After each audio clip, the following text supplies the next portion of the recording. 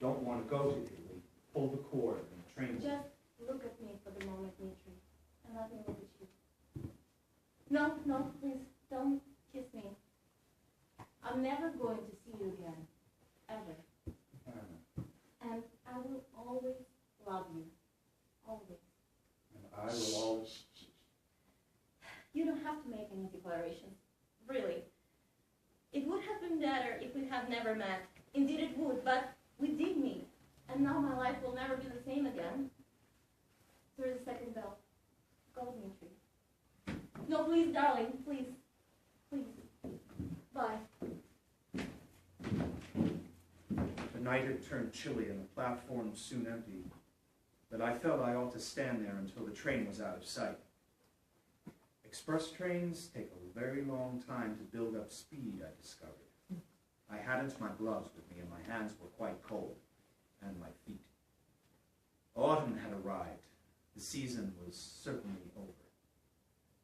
What did I feel?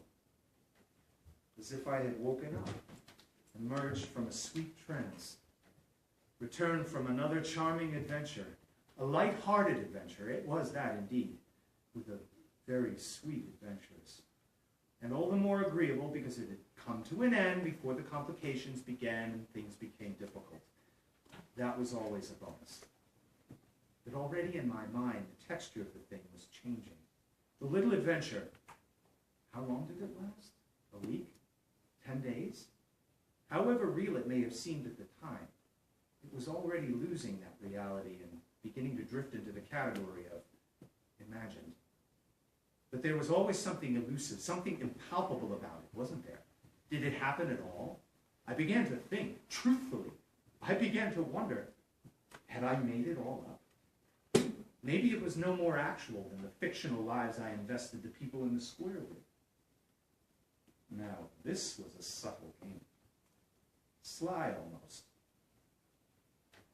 There is no silver waterfall at the way under. What? None. And there never was a Merino hotel.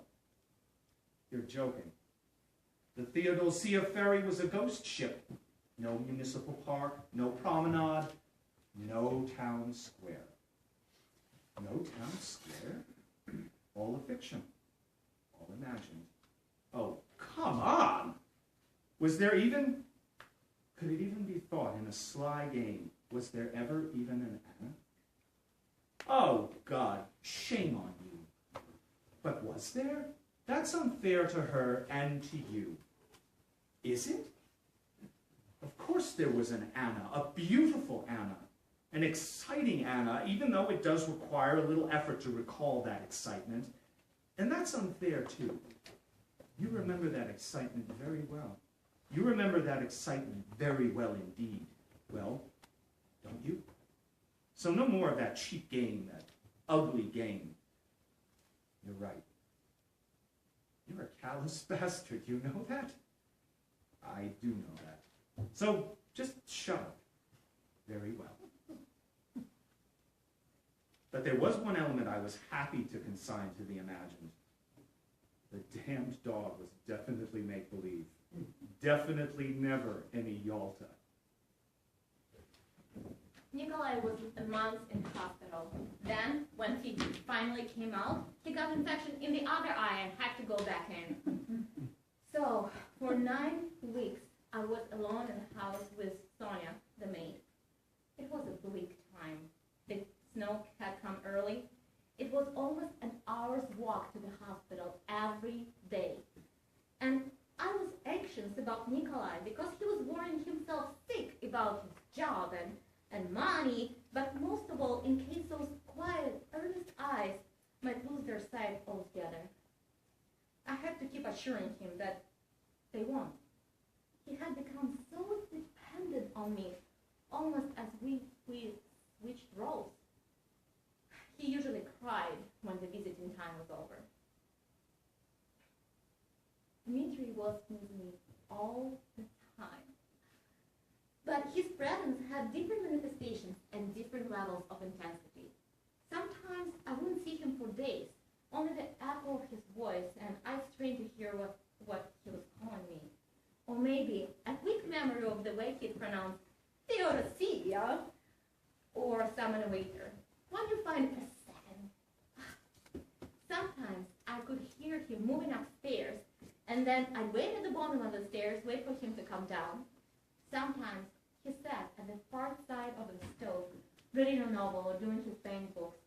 And then, when he remembered me and looked at me across and smiled at me quickly. And sometimes he'd come up behind me softly and enfold me in his arms and whisper in the back of my neck, just below the hairline.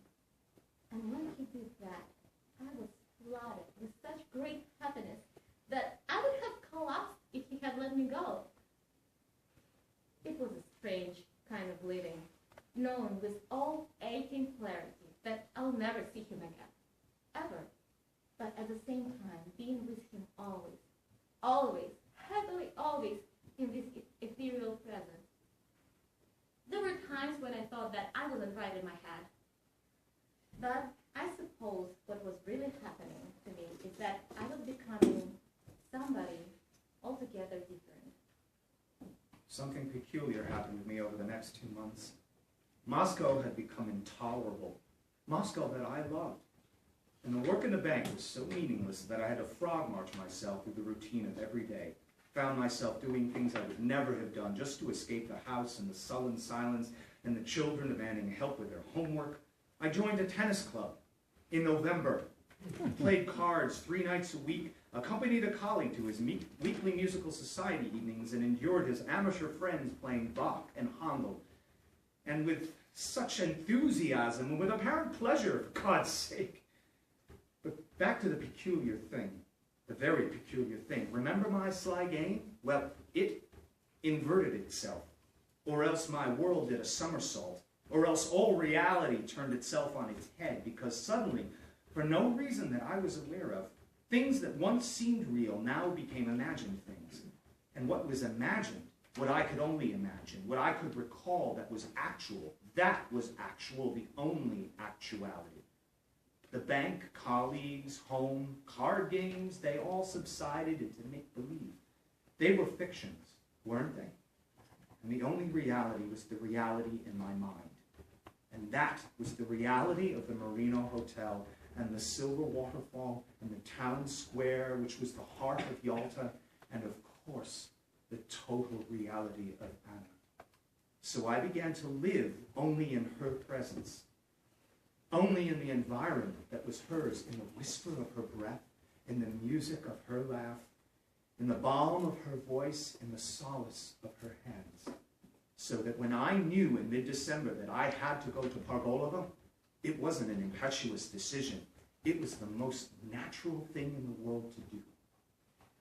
I began to fill my lips with small delights, exquisite little treats. Well, expectations, really. And I plotted them with great care, with cunning indeed.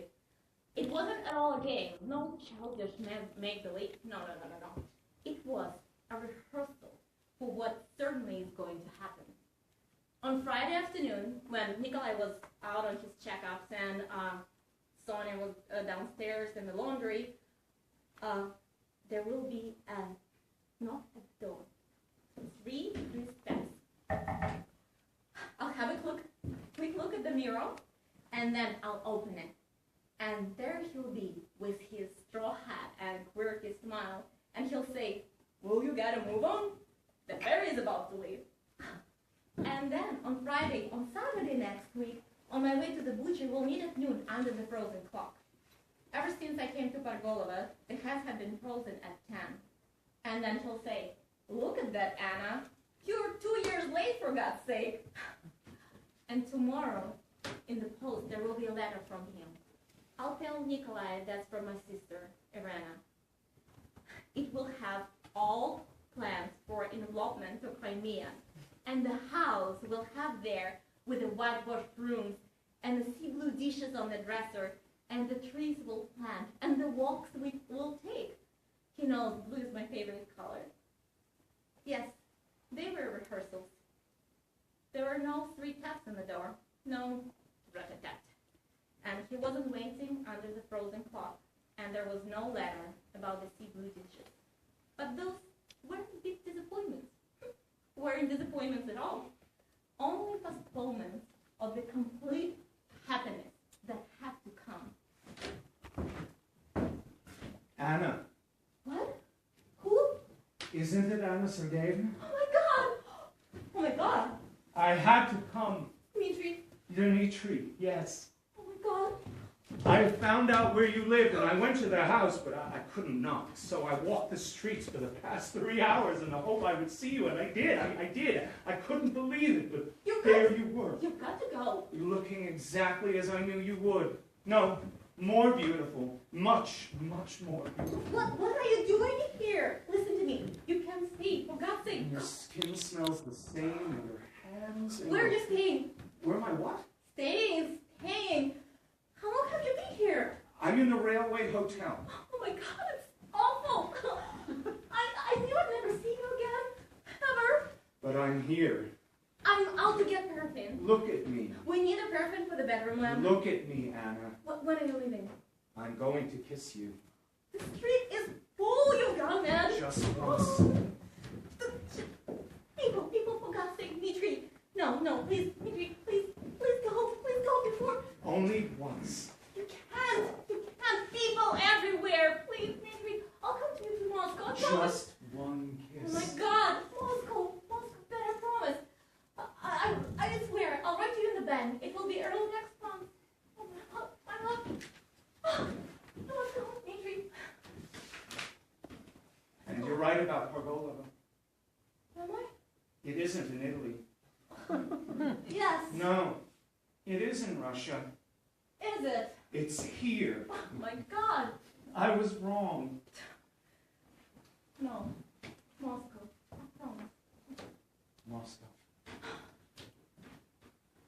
I went to him in Moscow every 2 or 3 months, as often as I could. Nikolai believed I was going to see gynecologist. I would check into a hotel and send a porter around the bank with the message that I had arrived. Info is in town. That was our code. Dmitri's idea. Just a joke. And then he would come to me that night. And in the morning, I would go back to Carmel. Yes, Nikolai's eyesight got a lot better. Well, got not worse. He wore dark glasses all the time and went for long walks with Yalta. And to make his job easier, his superior switched him from municipal work to district council work, or from district council work, whatever. Their concern for him flattered him. I think he just pretended to believe in gynecologists. I had never led a double life before, and it was surprising how simple it was. At one level, my public life continued as usual: work, acquaintances, family, clients, holidays, fully conventional, altogether transparent, and a total deception. Then there was the other life with her, tempestuous, ecstatic, tortured, and thrilling in its secrecy. That life took over my entire being and gripped me in its mad eddy. This is my true life, I thought. And in a way, it was. But of course, these categories, public and private, deceptive and authentic, they are never as distinct as we think. Because the authentic life has its own little deceptions, and the deceptive life has its own little authenticities. And the two categories bleed into each other so that a time can come when you can barely distinguish between them. I didn't think that was a confusion on my part, just an acknowledgement of things as they are. And I did love her. Oh, yes. I had never loved anyone like that before. Why are you crying? Give me a moment. Just stupid. There's a special perfume off your hair tonight. Our lives are in ruins, Dmitri. Why are you so upset today? We're hiding from everyone. We're lying all the time. We live like fugitives. You are such a beautiful fugitive. We are never going to escape. How can we? Neither of us is ever going to be free. And I love you so much. So much. I don't just love you, I worship you. You will love me forever, Dmitri, won't you? She believed she did worship me. She believed she would always worship me. And for the first time in my life, I had come close to worshiping somebody too. But how could I tell her that this would come to an end? One day, indeed, it would. That if I had told her, she would never have believed me. You will love me always, Dmitri. Yes, And I will always love you. I know that. We're so lucky. Do you appreciate how lucky we are? How many people do you know that have such happiness as we had? We have been such a blessed couple, haven't we? Yes. I truly believe that. Blessed. Yes. And at the moments like that, and we had so many of them. At the moments like that, I was convinced we would find a solution to our predicament. No, not a solution. Why not a divine intervention? Yes, a miraculous solution would be offered to us. And that release would make our happiness so complete and so opulent and forever. But I knew that until that miracle happened, we would have to stumble together for a very long time. Because the end was coming, and even though it was still a long way off, the drawing to a close had already begun, and now we embarked on the most complicated and most frightening and most painful time of all. Kiss me, Anna.